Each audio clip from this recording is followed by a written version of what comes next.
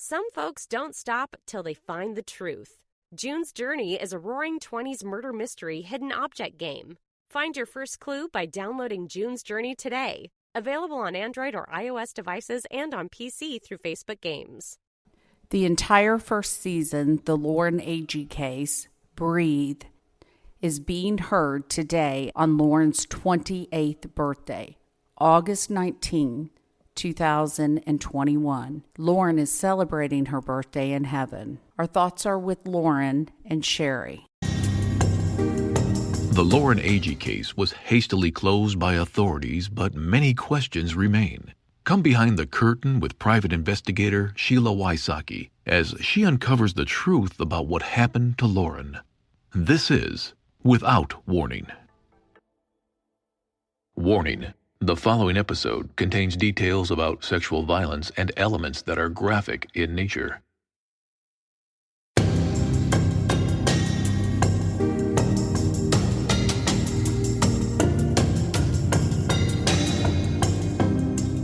At the beginning of 2017, I had the chance to share Lauren's story on 2020. I do media on this case with the hopes of getting new information and tips. Every tip matters.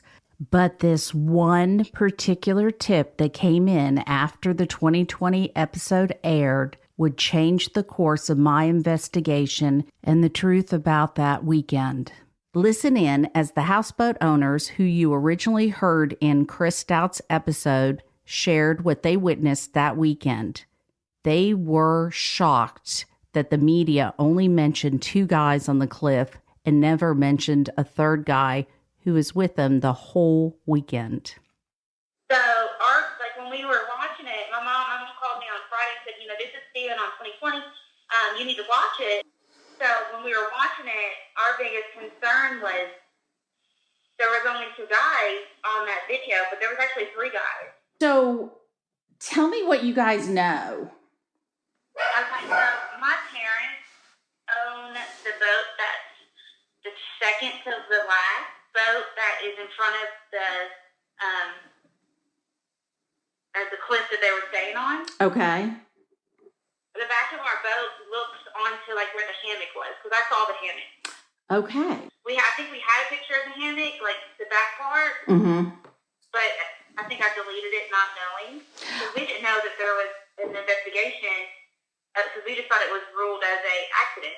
Oh, yeah. That's what we were told. Right. The police have ruled it as an accident. Yes, that is correct. So we were never talked to. We were there from Friday until late Sunday, probably 6 o'clock. Okay. And no one ever came up to us. No one asked us if we knew anything. They never contacted our parents or our neighbors who are good friends of ours. Okay. Just to ask, did you see anything? Anything like that. We were never contacted. Okay. And so did you guys go to Fish Lips and hang out there as well? Okay. We actually hung out with them. Oh, okay. For the whole weekend. She is referring to hanging out with Lauren, Hannah, Aaron, and Chris. I find this interesting as Hannah, Chris, or Aaron never really mentioned them in their statements. There was the two guys that I remembered distinctly because they were on there. I was like, oh, they look familiar. And then there was another guy that we knew he had a strange name. But I kept on saying Brock or this and that. So I went on the Hannah girl's Facebook today and went through her friends. Uh-huh. And found a guy named Brick. Okay. And I sent it to my fiance and said, this is the guy, isn't it? And he was like, yes, that's him. So on Sunday, you guys pack up and leave. You didn't see the TWRA or anything like that? I don't remember seeing anything. Okay. No one came to us. There wasn't a big spectacle. It wasn't, we didn't find out until we got home and saw the news 2 days later, which was insane because we were right there. Right. So this is the first time I've heard that Bricks was with them. Yeah, see that was our concern. He he was there. I mean, the whole weekend with us. I mean, he gave us moonshine for helping, like for letting them, use our bathroom and feeding the dog. And water. Yeah. Letting us tie up behind them. Like, he gave us a jar of moonshine. Yeah, he was a friendly guy. I mean, he really was. Just a really friendly guy. When they came forward, we had no idea that Bricks even existed, let alone that he was there camping with them on the cliff that weekend. He was never questioned, he never filled out a police report, and none of the campers mentioned him then and still have not to this day. However, from what I know now, when TWRA showed up and Chris, Aaron, and Hannah were being questioned, Bricks was allegedly hiding out in Fish Lips. What I also know now is that Bricks was the mystery man in the background at Aaron and Hannah's home in Florida when I showed up to interview her. He was the one that kept interrupting the interview and moving my recording around. Okay, and when you said you hung out with them all weekend, kind of walk me through that. Okay, so we went down Friday night. We met them. They canoed over from where they were camping. Okay, when you say when you say them, can you tell me who them was? Well, it first started off with the three guys: the Bricks guy, the Aaron guy, and the Matt guy. I don't know. I just want to call him Matt, but his name was Chris. And the dog. There was a dog. Okay. And so they were on Saturday. On that Saturday they were meeting, or a girl was coming down, which is the Lauren girl. She wasn't there Friday night, so she was coming up on Saturday. And they had a friend. Like, if you've never been to Lake Fishfoot, or I don't know if you have not. I have. There's a lot of craziness at our boat dock. Like, people come and park illegally. Like, it's just a big thing. So my family has a boat dock right in front of us that we put our runabout at. Mm-hmm. And our runabout was in storage, so I offered to let them and their friend that was coming down with the boat, tie up there. Mm-hmm. Okay. So, like, I have a picture from Friday night where there was no boat to Saturday morning, because I got up at like 7:30, and I have a picture of drinking coffee, like looking out in front of the boat. And there's a wakeboard boat in front of me. Okay. And it was whoever they were, going out on the boat with that weekend, the big boat. That's who they were going. And did you see Hannah, Aaron, Chris, and Lauren? I'm sorry, Hannah, Chris, and Aaron on Sunday? We did. We saw the guy that wasn't mentioned, Hannah, and the Aaron and Matt guy. Was the dog with them that time?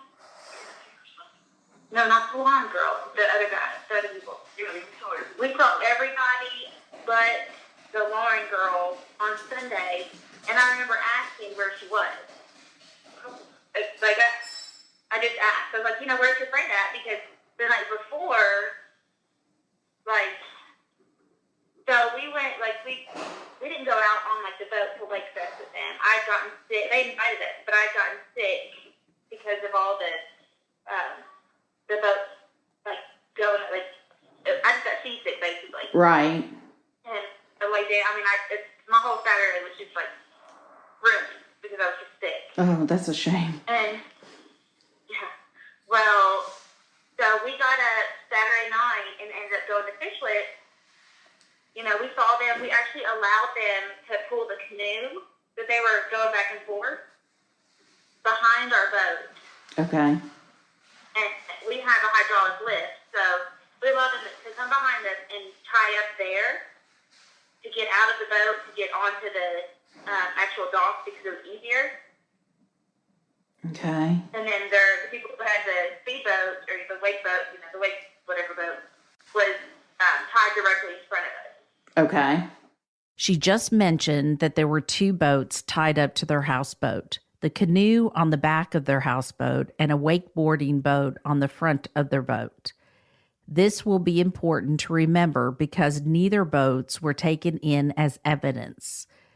We will discuss this more on an upcoming episode. And I don't remember ever seeing them. Do you remember seeing? I think I saw them briefly, but they didn't hang out with us. The people who own the big boat, the wakeboard boat. Yeah. No, they didn't come and socialize with us. Yeah. So on Sunday. So Sunday, when you asked where was your friend, who did you ask? I asked the girl, the Hannah girl. Okay, and what did she say? I said, where's your girl? Like, where's the other girl? And she was like, oh, well, we don't know. We think that she went back up to the bar and met somebody and is on one of the boats or left.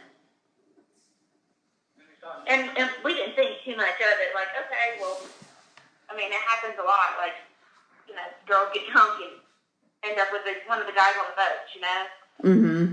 So we didn't think too much of it. Well, we never saw her again. So when they came back from Wake Fest,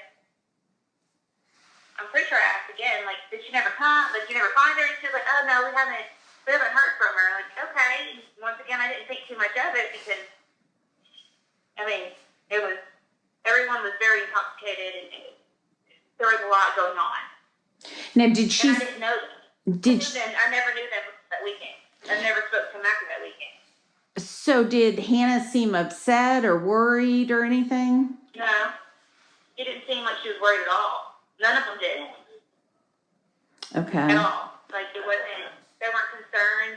They never came to us and said, hey, did you see her last night? Like, that would have, to me personally, if it was me and I was with a friend and she was disappeared, the first thing I would have done is went to the people that you were with last and said, hey, have you seen that? Right. Because they left our boat on Saturday and went over to the camping ground at 2 o'clock in the morning. At 2? Okay. And about 2. I mean, it was at least 2. It's not later. Okay. So, but with that being said, so we had met them earlier, and when we met them back at the Fishwood, later on through the night when they had come back, they were going to get back to the canoe to go back over to their campsite. Like, I asked, do you guys want to come up and sit? So they came up and sat and hung out in front of the boat. All 5 of them. Okay, so all 5. You had Chris, Brix, Aaron, Lauren, and Hannah. Okay. And Hannah was with her boyfriend. Like, I think she was sitting in his lap most of the time. And then Lauren was sitting by herself. And the one guy, the guy who was asleep, but he was completely out of it. Now remember, Chris passed out on the front of their houseboat on Saturday night while waiting for Aaron, Hannah, and Lauren to leave Fish Lips. And what about Brix? Yeah. I mean, he was up, like, they were flirty. You wouldn't know that they didn't know each other, but you would have thought they would have known each other. Okay. But, I mean, real nice, really respectful to us, like, yes, like, we would have never thought of anything, like, apologize for the guy who was, passed out on the front of the boat. Just like, we're so sorry. I was like, no, it's no big deal. Like, everyone has their day. It's not, And they stayed there for about 30 to 40, maybe an hour. I mean, we were there for a while. And then I want to say they took 2 trips because they had that one canoe back over to the campground. Because the guys had to come back and carry the Chris guy back to the canoe to go over to the camping ground. Okay. But the canoe, what kind of canoe? Do you know what kind of canoe it was? It was an old canoe. It wasn't a new canoe, and I don't think it didn't have seats. Like how it did have seats. I don't remember it having seats, but it was deep. It wasn't like the kind of the wide canoes they have now. Tiny for 5 feet. Yeah, it was a pretty small canoe. Okay. And how was Lauren acting? I mean, neither one of the girls was, I don't think any of them were crazy. I mean, they were intoxicated, but so was I. I mean, my fiance will say that they were pretty good and well lit, but they weren't falling over the place. They weren't. Yeah, they were still speaking, still walking. It wasn't like they were inebriated. They were intoxicated, but they weren't to the point where they were having to be carried. And did she seem nervous or just mellow? What kind of mood? Mellow, yeah. I mean, cause honestly, what happened was, Saturday we met those. They came back and they hung out more, and we got to know them more. And then when she showed up, they hung out even more. Then their friend showed up with the boat, and they went out. We were just like that middle area to where they were at the bar or they were kind of going back to their campgrounds because. What was so friendly about it was a dog. And oh, yeah. We have a dog. And the dog was padding, so it needed water. So that was the first, real contact we'd had with them. And then after that, being Tennessee people that we are, we're friendly to each other. Invited them, and then we hung out for the day, and they did their thing, and we did our thing. But it was fine. I mean, and the only concern I think we have together was watching that 2020 or whatever it was, just not seeing the other guy. I think wanting to shine a light on that, and it's been beating up her conscience, not being able to talk to anyone. And we offered her to stay. We offered for all of them to stay. There was plenty of room. There was beds. There was couches. They didn't have to go up there and sleep outside, but it was something they wanted to do. So right. We could stop them, but I mean, we're giving them a place that had AC and a bed, but they chose to be up there. So take me through Sunday. Like what time you saw Hannah, where you saw her, or the other people. Take me through that day. It was probably, because you got to think they're outside camping. So whenever it really got warm is probably when they came back to the dock and sat outside with us and went and got food and stuff like that. Just waking up and moving around and stuff. And we cordially asked them, where she was, and it was just, she probably went back with someone because, from my understanding, they went up there at the end of the night, and I believe they came back when we were asleep, when we locked up the houseboat, and went back to the bar for a little bit. From my understanding, the brief little conversations we had with them Sunday, and you got to think, we really didn't know these people. We were just being nice to them. So, and then showing concern because we've seen them with X amount of people, and then Sunday not showing up with that one, we were concerned. It was just just trying to be nice. But it was I wouldn't say it was a weird Sunday, but it was just I wouldn't say strange either, but it was different. The vibe was different. Not necessarily from them, but from us, because, we're all probably hungover and trying to recover, but it was a different situation. So. Okay, so when you say, so they came over and had breakfast with you? No. They came over to go eat at the bar. And there's restrooms where they can, flush the toilet. Right. So forth. So, I mean, and there's a... But we saw them when they came over on the canoe, because they were parked behind our boat. And there's a market in the middle of that place where you can buy, chips and drinks and stuff like that. So, right. When you say they came over, who was they? Everybody but Lauren. Yeah, and it was probably 2 trips, but they were all together in the morning. All 4. Yeah. So all four. Okay. Yeah. So all 4. That was my very first question when they came up. I was like, "Good morning. How are you guys this morning? Did you sleep well?" Just talking. I was like, "Oh, where's your friend? Or where's the other girl?" And I said, "Oh, we think that she met somebody at the bar last night." And that's what we thought. Like, okay, well, there was no concern with them, so there should be concern with us. But I know I saw a clip in that 2020 thing, that cleaning video that the Hannah girl said that she had went to boats and asked if they had seen her. Yes. Which is not true to me. They did not come to us and say, have you seen her? Okay, good to know. And our interaction with them was more or less in the morning because, they went out on the boat and, we stayed back at the houseboat and cleaned up and was getting ready, to leave that, later on that day. So when they came back, I think I remember them maybe going back to Fish Lips and either getting a bite to eat or another drink. And then I think they kind of hung out with us for a little bit and then went back to the campground. And I think that's really, we didn't see them much after that on Sundays. Mm-hmm. Okay. A lot of our interaction Sunday was early on in the morning, and before they left to go watch the competition again on the wakeboard. And I hate to say, we would have been the last. If she did not go back to the bar, we would have been the last people they would have seen that night. And if she was concerned, we would have been more concerned.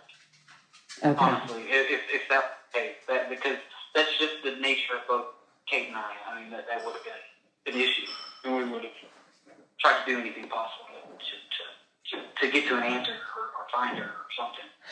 But there was no cop visit. There was no anything, and we were there for 5 or 6 that night, which is a norm for us on the boat to stay until early evening on Sunday before we come back to go to work. So how did y'all find out about about her being found? I think it was about 2 days later, and it was on the news.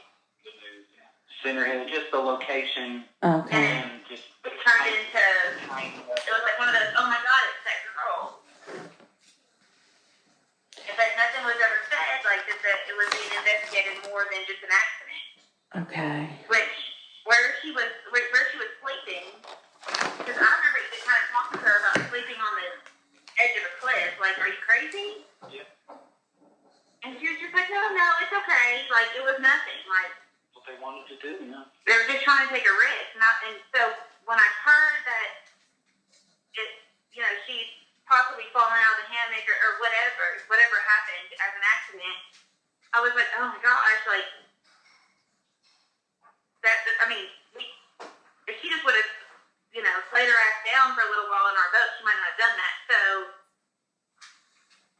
they were with us, and that's the hardest part, even thinking about it, because they were sitting with us for however long before that incident happened. So on Sunday, you guys pack up and leave. You didn't see the TWRA or anything like that? I don't remember seeing anything. Okay. No one came to us. There wasn't a big spectacle. It wasn't, we didn't find out until we got home and saw the news 2 days later, which was insane because we were right there. Right. So, okay.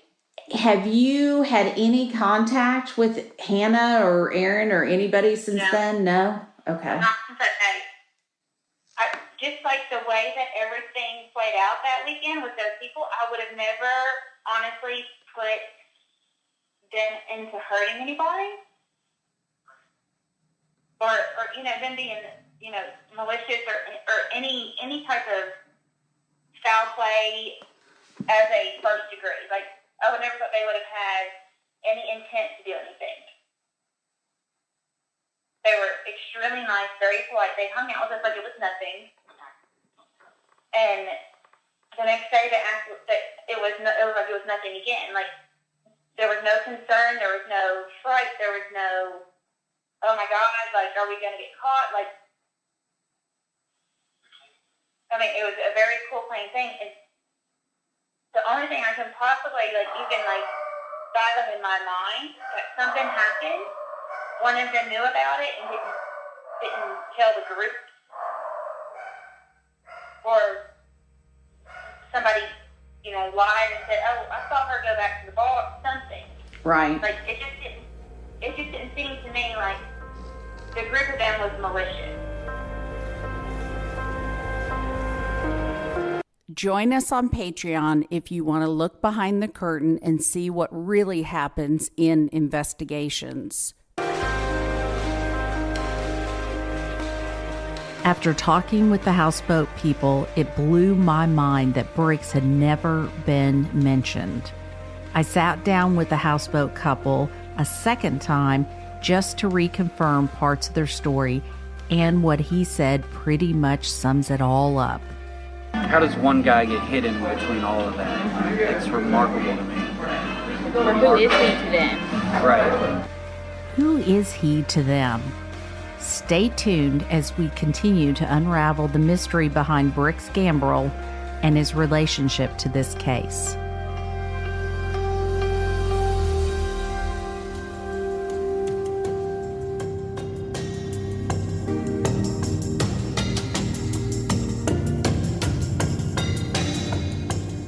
Lauren's family gives their full permission for any and all details to be shared in hope that the truth will come out. If you know anything at all, call 1-888-599-0008 or email tips@SheilaWysocki.com. Without Warning will return on November 1st. Don't miss it. I asked him straight up what happened, and his version that he told me I have not heard on one video that I've watched it, and I've watched almost all of them on YouTube. He basically was like, I understand why her mom is doing this, but she's like ruining my life, and I didn't do anything wrong. He was like, yes, her daughter was drunk and died, but he was like, I didn't do anything. Without Warning, host, executive director, and executive producer, Sheila Wysocki. Producers, Katie Zitzman and Aaron Parker. Editors, Katie Zitzman and Aaron Parker. Mixing and mastering by Resonate Recordings.